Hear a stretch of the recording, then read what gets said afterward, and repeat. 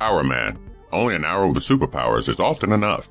It was an era of comic books being the real deal that Hourman was gifted to the world. He is often associated with the Justice Society. His first appearance was in 1940, which makes the character one of the oldest comic book heroes. Rex Tyler, as the original Hourman, has since then faded from memory of a reader, but in no way changed the fact that he was one of the central characters of the comic book world. He fought valiantly, did justice to his post in the Freedom Fighters too. Eventually, coming to a point where modern heroes took over, he started appearing only occasionally in one of more recent series.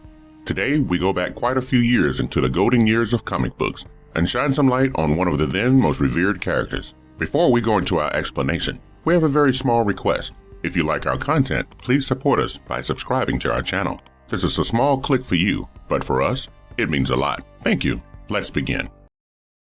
Hourman, first appearance. Rex Tyler, a Bernard Bailey and Ken Finch creation from issue 48 of Adventure Comics, was a young chemist who lived in New York and loved his bubble where he could experiment with chemistry and biochemistry. It was one of his little adventures as an employee of Bannerman Chemical Company doing research on hormones that he discovered a chemical compound that gave its user heightened senses, superior strength, and the ability to match the speed of light or even outdo it. The catch? Oh, none at all. Okay, maybe one. For an hour. Miraclo, as the compound was called, was what Tyler used to transform himself into the beloved superhero, Hourman, and help people as much as he could in that time. He was truly enthusiastic about the helping others part of it. He went as far as to publish an advertisement in the Metropolitan Daily, asking people to contact him for help at a specific mailing address. If they truly were burdened and in need, the Hourman promised to show up. He was mainly distressed by the evil and exploitation he saw in the society. Once his discovery became publicly popular and it earned him millions. Once, an individual by the name of Mary Kennedy writes to him, seeking his help in bringing her husband out of the crime scene. The husband had lost his job and then found easy money in that lifestyle. The Hourman does turn up, but in disguise, he finds out that the husband is a sleep talker and has probably hinted at his next crime being at the expense of one Miss Van Shelton. It was about stealing some expensive pearl jewelry off of her. The event is later that night, and right about an hour before it, the Hourman dons his attire, adding a tear gas concentrate to his ring. He hopes he wouldn't have to use it, but as per plan, Mr. Kennedy does show up at the event with two goons by his side, ready to put his own plan into action. Hourman gives Mr. Kennedy a chance to abort the mission and go back to his family, but when persuaded by his goons accompanying him, Kennedy ignores that. The theft is successful as lights go out and the pearls go missing soon after. Hourman chases the thieves' car down as he has his powers from Miraclo now and ends up chasing them into their hideout. Some adrenaline-pumping action later, Hourman's powers are about to run out, but he just manages to escape before ensuring that Mr. Kennedy and the pearls both reach their home and families. As a catch at the end, Tyler's boss is seen chiding him for being a coward and telling him he would go places. Hourman. Rick Tyler and the legacy carried forth. The magic of Miraclo did not end with Rex Tyler. Oh, not at all.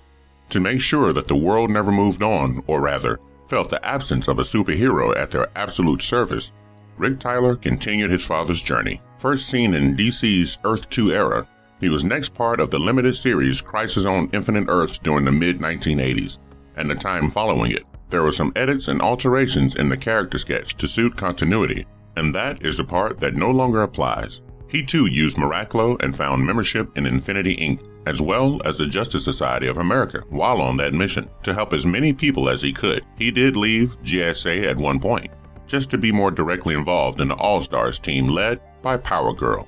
But once they parted ways, he came back to being an important member of the JSA.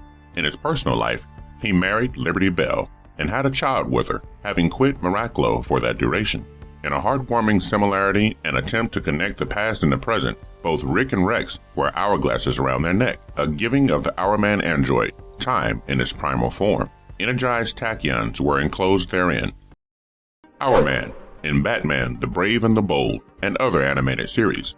In the setting of World War II, Rick Tyler's Hourman is seen as one of the members of Justice Society of America who fought off Per Degaton. In his capacity in this episode of the animated series, he's also shown as a guide and mentor to Batman and the new Black Canary. Word is about in the comic verse that it was Tyler who taught Batman the whole hit him with a good one-liner attitude.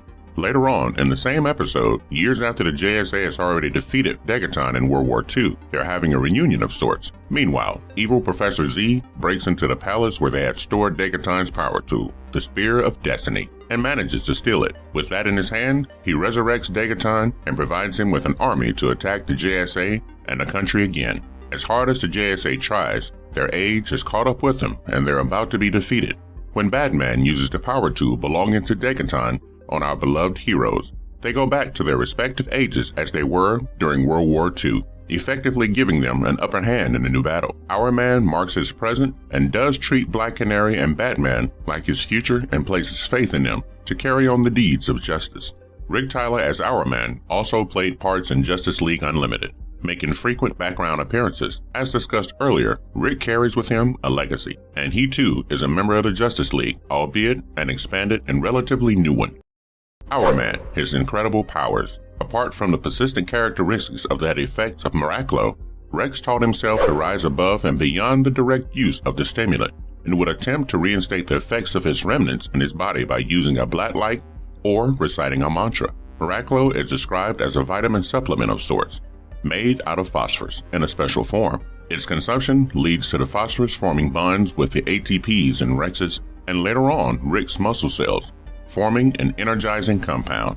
Miraclo was truly a genius invention of Rex's, giving a good old regular chemist the powers to fly and travel at insane speeds, apart from, of course, invulnerability and amplified stamina, coupled with insane physical strength. The whole process of wearing off began right as 60 minutes would expire, and there'd be a release of toxins in the body, expelled into his blood circulation system over the next 24 hours. As all drugs could be, Miraclo was an addiction hard to get out of. Rex was a victim too, and that affected his relationship with his son Rick throughout the latter years of growth. Hourman, closing in. We can see a picture being painted here of Hourman's resultancy complex feelings toward his own abilities coming from something he himself powered on. The reader is also eventually made aware of the need to rest despite the ability to do without it for short periods of time. The Justice Society of those early years may have seen more famous members, but Hourman was the most human.